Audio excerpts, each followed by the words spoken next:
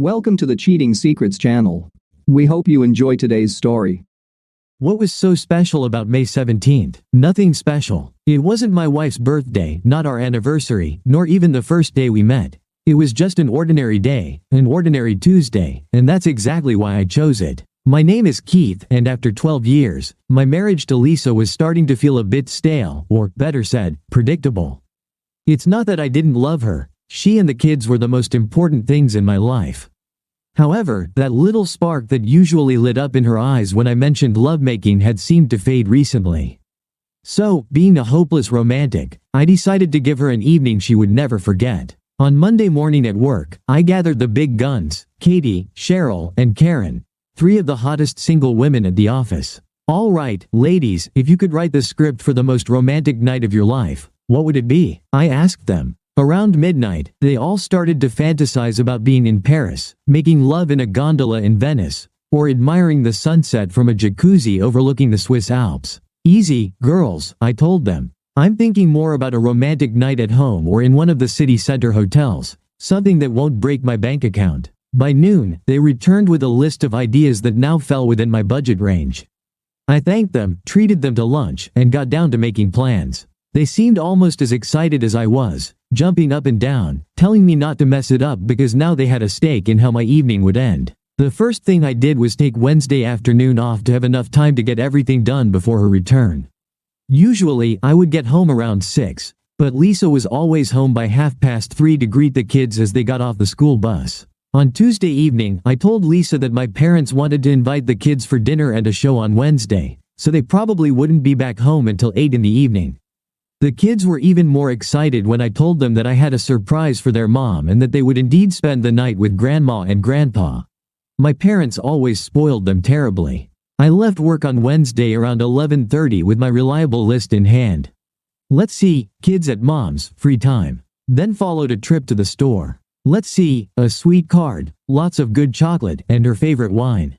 The girls gave me a full list of everything that needed to be done, down to the lighting and music for the mood. The florist looked at me strangely when I asked her for 2 pounds of pink rose petals, that is, until I told her what I was going to do with them. You must really love your wife to go through all this trouble for her, she said when I left with a handful of red rose petals in my hand. Finally, I reserved a table for 8 at Lisa's favorite steakhouse. I thought we might need some food by 8, and if we decided to cancel dinner, I'd make sure we had steaks in the fridge to grill in the backyard. Finally, everything was coming together. I returned home, parked the car behind the house, and brought everything into the kitchen. Let's see, 2:30, that gives me an hour to get everything ready, I said to myself. Over the next hour, I froze the wine in the freezer, made a huge heart on the bed with rose petals, and using chocolate pieces, wrote, "I love you," in the center. I filled the garden tub with water and sprinkled the remaining rose petals on top of the bubbling water. On my side of the bed, I placed the wine in an ice bucket, and on her nightstand, I placed a card next to the reading lamp. I dimmed the overhead light, opened the wine bottle, and poured 2 glasses. I set up our portable CD player on the dresser and decided I'd turn it on after she entered the bedroom. The last thing I did was take a shower, shave, and undress completely. At exactly 3:25, I heard her car pull up. I was more than ready. I closed the bedroom door, stood at the edge of the bed naked, holding 2 glasses of wine, and waited for her to come upstairs. I heard muted laughter and something akin to a herd of horses ascending the stairs when they burst into the bedroom. "Yes," I said, "they. Lisa and her boss Rick. Do you know how long 4.75 seconds can feel like? It's like one huge gasp when your eyes meet hers, or 3 beats of a shattered heart, but enough time to kill the romantic mood and shatter a marriage."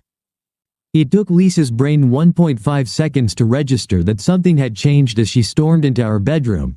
Her shirt was unbuttoned, and her bra was already off.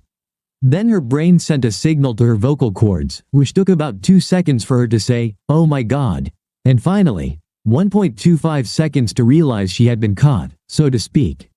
If it wasn't a world record for marriage destruction, it should have been at least second place. Rick, seeing what was happening, turned around and ran to the front door. He disappeared in less than 45 seconds. Meanwhile, I watched as Lisa started crying and fell to her knees. I emptied the contents of both glasses onto the bed, went to the closet, and began to get dressed, all the while listening to Lisa tell me how sorry she was and how much she loved me. It took me about 5 minutes to get dressed and tell her that it was in her best interest to leave before I returned. I went downstairs, got into my car, and drove to the nearest place where I could have a drink. Now I'm sitting at Tony's, finishing my 4th pint of beer, wondering what my next move will be. At 6:30, I returned to my now quiet and empty home. The front door was unlocked, and Lisa's car was nowhere to be seen. After a quick visit downstairs, I headed to our bedroom. Everything was almost the same as when I left. The garden tub was running, the wine, card, and chocolate were there, untouched. Lisa's closet was open, as were several drawers of the dresser. I sat on the bed and tried to gather my thoughts when my cell phone rang. I turned it off without answering because I wasn't in the mood to talk to anyone right now. I know I need to replace the mattress in the guest room, I told myself, waking up the next morning. I showered, shaved, and headed to work, but on my way to my office, I felt more like a zombie. "Well, how did everything go?" all 3 girls shouted, bursting into my office. "Judging by the way you look, it must have been a hellish night," Karen giggled, nudging the elbows of the other 2. "Oh, it was," I replied, giving them a brief version of last night's events. "Damn," Katie said too loudly. "What are you going to do?" Cheryl asked. "Survive and take care of my kids," I muttered. "So, if you don't mind, please keep quiet about it." "I don't want to be the office joke," I told them. They left, telling me how sorry they were and that if I needed to talk to someone, they were always there. I thanked them and closed the office door. Bank accounts, credit cards, life insurance policies, 401k. All of them were closed or changed by 9:30 in the morning. Then I called my parents and told them that Lisa and I were having some problems, and asked if they could keep the kids until the weekend. They were upset to hear about it but were more than happy to watch the kids. Checking my cell phone, I found 20 messages from Lisa. I deleted them all. The lawyer gave me the name of a good attorney at a reasonable price, if possible, and I scheduled a meeting for Friday morning. You never truly know how badly you've messed up until you spend 2 hours with a divorce lawyer, until he lays out your options, or lack thereof. It was your word against hers. Lisa and Rick hadn't done anything yet when you caught them, and you can't kick her out of the house because it was her home too. You know what really pissed me off? The fact that she'll probably get custody of the kids, the house, and at least 40% of what I earned after taxes. I got screwed over without even a kiss goodbye. He suggested marriage counseling or at least a 90-day cooling-off period before I do anything. "Listen, Keith, no matter what you do, you'll be paying child support for the next 8 years at least, plus payments for the house. The only thing you can do is bide your time and try to minimize your losses. Look, if I were you, I'd move into the spare bedroom and make life as easy as possible for your kids," he suggested. I left early and moved all my stuff to the spare bedroom. I bought a new mattress and tossed the old one to the curb. I never answered Lisa's calls, but I knew she'd probably show up at the house sooner or later, so I made sure to be ready for the encounter. I picked up the kids on Friday on my way home from work and took them to a pizza place. They told me how great their time was, but they were glad to be back home. Lisa finally showed up around 8:30 that evening. The kids surrounded her, but she never took her eyes off me. By 10 o'clock, they had all gone to their rooms, and I headed to the guest room. Lisa asked if we could talk later, but I told her I wasn't in the mood. "Maybe tomorrow," I said, closing and locking the door. I heard a muffled cry as she surveyed what used to be our bedroom. I heard sounds of sheets being pulled from the bed and other noises as I imagined her trying to tidy up the room. On Saturday morning, I noticed a card, rose petals, and chocolate in the trash along with an empty wine bottle. The kids had breakfast and went about their usual Saturday activities, friends and football. I wasn't really hungry, so I just brewed some coffee. Lisa came downstairs just as I finished my first cup. I poured myself another, grabbed the newspaper, and went out onto the deck. "You know you're going to have to talk to me sooner or later," she said, looking at me with reddened eyes. "But why, Lisa? What can you say to explain what I saw on Wednesday? How long have you been cheating on me with Rick?" "It was only the second time, believe me, dear," Lisa sobbed. "Why is it so hard for me to believe you? And by the way, you've lost the privilege of calling me sweet or anything else that sounds affectionate," I spat out. "We'll coexist for the sake of the children until I figure out what's best for me and for them. It seems like you've already made your choice." At that, Lisa stormed back into the house, and I finished my coffee in anger, tearing the newspaper. The next 2 weeks at work were miserable, but at least it wasn't as bad as my home life. Someone blabbed at work, and now all I got were those pitying looks from all the women in my office every time I walked by them. My boss wanted to know if I needed personal time off, but I told him I could handle it and that I needed work to stay sane. The kids understood from the first day that something had happened and asked if they had done something wrong. "Kids, your mom and I are going through a tough time, but everything is okay. Trust me," I told them, but it wasn't true. Lisa tried to talk to me and even once tried to seduce me, but I no longer felt anything for her. I felt worse than whale shit when Cheryl walked into my office on Thursday, just before 5 o'clock. "Get your coat, we're leaving," she announced. I looked up to say something, but she stopped me. "Maybe you don't understand, this isn't a request. Grab your damn coat, we're getting out of here," she declared. When Cheryl and I arrived, two more from the fearsome trio were sitting at a table in the corner at Anthony's, Katie and Karen. After ordering drinks, Cheryl started in on me. "You need to snap out of it, Keith," she began. "For the past 2 weeks, you've been walking around like the living dead, and even though everyone's covering for you, you're neck deep in shit if you don't get your head together. I have my reasons, so why don't you just butt out?" I almost shouted back at her. "Back off, you idiot, you're not talking to Lisa," Karen replied. "What the hell do you want, Keith, or are you planning on wallowing in self-pity for the rest of your life?" "I want everything to be like it was before this shit happened," I said, staring at my glass. "Didn't you say your marriage was getting stale and you wanted to spice it up?" Katie asked. "Do you really want to go back to your boring life? Do you love her?" "I love and hate her at the same time. I want to strangle her and Rick for what they've done to me," I yelled. "I just don't know what the hell to do or where to start. Let's eat first, and then we'll figure it out," Cheryl said, waving for the waiter. "The first thing we need to do is level the playing field. Lisa is still in your house and comes back to work every day. Rick, on the other hand, goes home to his loving wife and kids.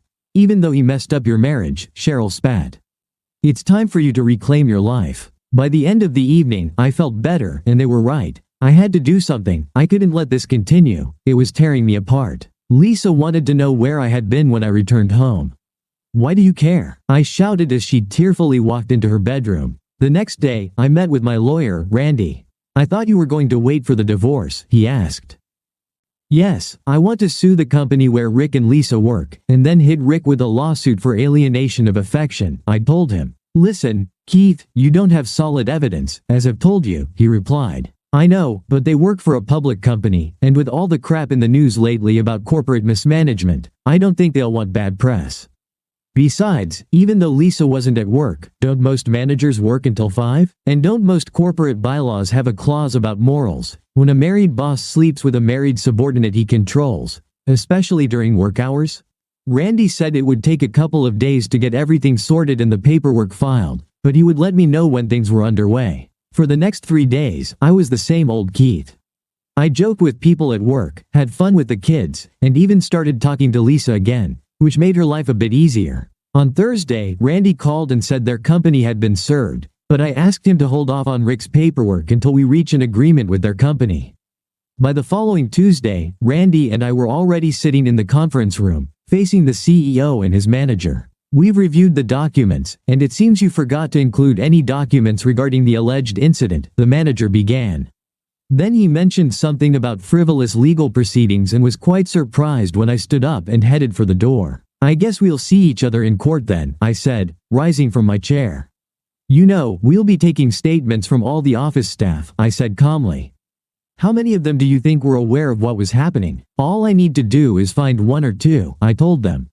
"And how many managers do you think will defend Rick when their own backsides are on the line? Good luck, gentlemen," I said, walking out with Randy. On Wednesday, I was at my desk when Randy called. "They want to settle or, as they put it, make this mess disappear," he told me. "Well, I requested $250,000 attorney fees, and for both of them to be transferred to other departments in the state. That should cover everything," I told him. "Tell them the offer stands until noon on Thursday, and then we'll move forward."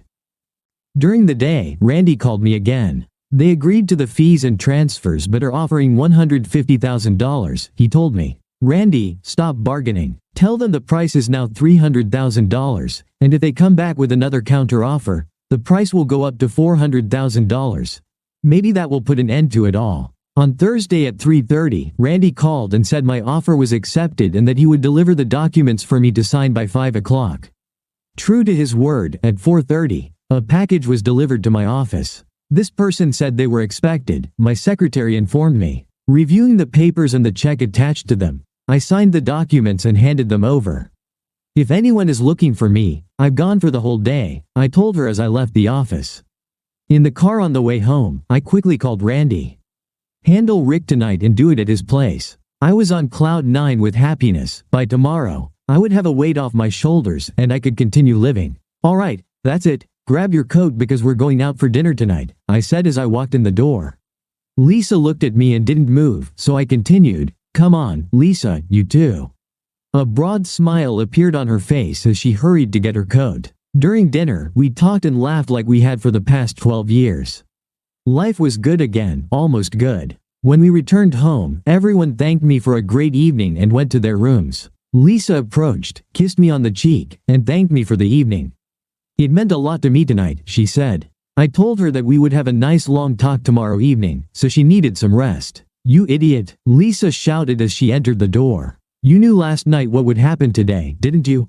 Not entirely, Lisa, but pretty close, I replied. Where's that job offer you were talking about? I asked. Tennant, New Jersey, wherever the hell that is. It seems like my services are no longer needed here, and it was either New Jersey or no job at all, she explained. I told them there was no way I'd go there, and then they handed me my severance and gave me 20 minutes to clear my desk, she sobbed. I gave them 8 years, and in 20 minutes, I was out the door, she said, sitting on a kitchen chair and sobbing. Where are they transferring your friend Rick to? I asked. Flint, Michigan, she said, staring at the floor. Underarm of the Northeast. This wouldn't have happened to a nicer guy, I said, smiling from ear to ear. Well, Lisa, here's how the next phase will go, I said, pulling my chair closer. If you want to be part of this family, here are the conditions. First of all, you need to undergo a venereal disease examination and bring me a health certificate. Then you'll undergo a polygraph test, and to help you, I'll even pre-ask all the questions, I said, passing a paper across the table. As you can see, they start off very easy but get progressively more difficult down the list. By the time she got to the last group, she started crying. Am I the biological father of my 2 children? Why did you cheat? When we were having sex, in the past couple of months, who were you thinking about, Rick or me? How often have you lied to me in the past couple of months? How many affairs have you had? Do you still love me? You have a meeting tomorrow at 9, I said. And if you get through that without any surprises, we have an appointment with a marriage counselor on Saturday morning at 10 o'clock. Lisa just sat there crying, going through the questions. I can answer them now if you want, she said. I think I'll wait until tomorrow, I told her. I just don't trust you anymore and I want to start over, without any lies, if you don't mind. I didn't like all her answers, but she passed in my mind. Do I trust her? Damn it, no. Am I planning to stay with her? Well, the jury's still out on that, but we're working on it. The worst part is that we haven't made love in the last 5 months, and that's what I really miss. We have sex once or twice a week, you know, to relieve tension, so to speak, but it's not the same. Rick got transferred to Flint, Michigan. Last year, I sent him a Christmas card from Florida with the message, "Glad you're not here." Yeah, by the way, wife and kids are here. I guess the sunny South beat the cheating husband, go figure. Thank you for being with us and listening until the end. If you found it interesting, please subscribe, give us a like, and leave your comments. And we'll see you on the Cheating Secrets channel.